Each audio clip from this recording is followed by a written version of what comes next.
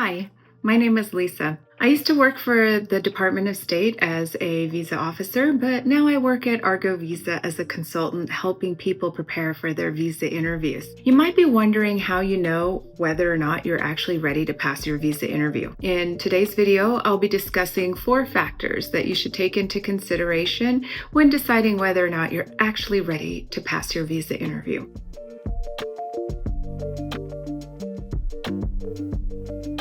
The first factor you should consider, of course, is do you know the requirements of the class of visa that you're applying for? This might be a little less straightforward than you might guess. For example, if you're applying for a student visa, it's not enough to just go in and look and sound like a student. You also have to demonstrate that after you finish your course of studies, they're going to return to your home country. The other requirement that you'll need to meet is that this all makes financial sense for somebody in your situation with your future plans. So that's tip number 1. Know the requirements of your visa. The second factor to consider when deciding whether or not you're actually ready for your visa interview is, do you know what strengths you have? What about your personal situation actually meets those requirements? So for example, let's say you're applying for a tourist visa to go to the United States. There's 2 requirements that you have to meet for a tourist visa.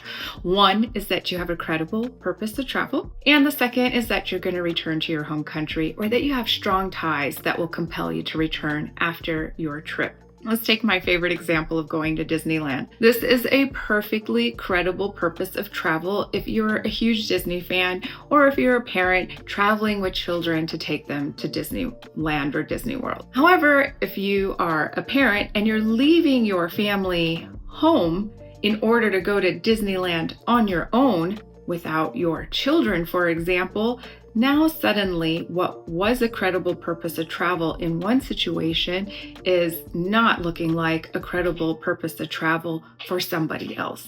Meeting that second requirement of showing strong ties to your home country will also require you to look at your personal situation and know which factors meet this requirement. For example, I've seen a lot of misinformation online that say, oh, just bring lots of evidence that you own property or that you own a car in your home country because this demonstrates financial ties. But that's not actually what a visa officer is looking for. The visa officer knows that there are some excellent economic opportunities in the United States, and what they're weighing is the temptation of pursuing those economic opportunities versus the situation you have at home. So when you're trying to demonstrate strong ties to your home country, chances are you'll want to be talking more about the economic opportunities you have in your home country rather than what you own. The third factor that you need to be aware of before deciding you're ready to pass your visa interview are any weaknesses that you might have. For example, let's say you're applying for a tourist visa to go and visit a significant other in the United States. Going to visit a significant other in the United States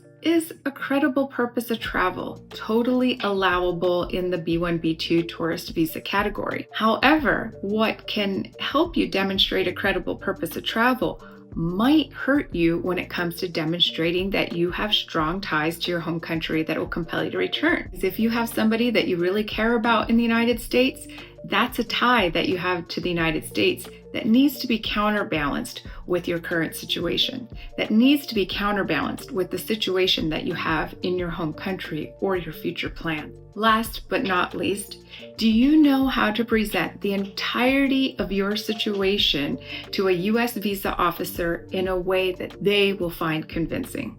I promise you, if you don't prepare and you just let the officer ask you 2 or 3 questions, they will find that you're an intending immigrant. Because by U.S. policy, that's the presumption that they're making unless you demonstrate otherwise. Here at Argo Visa, we make sure our clients know what the requirements of the category of visa they're applying for are, any challenges that they may face given their specific situation, and how they can use the strengths of their profile to overcome those challenges. My favorite thing that we do at Argo Visa are mock interviews.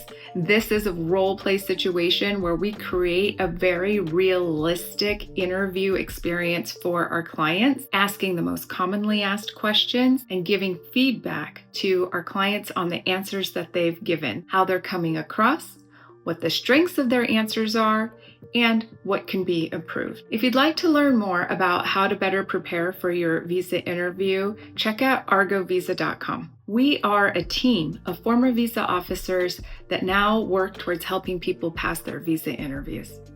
Don't leave your visa interview to chance. Meet with a former visa officer to get the insights and preparation you need to pass your U.S. visa interview.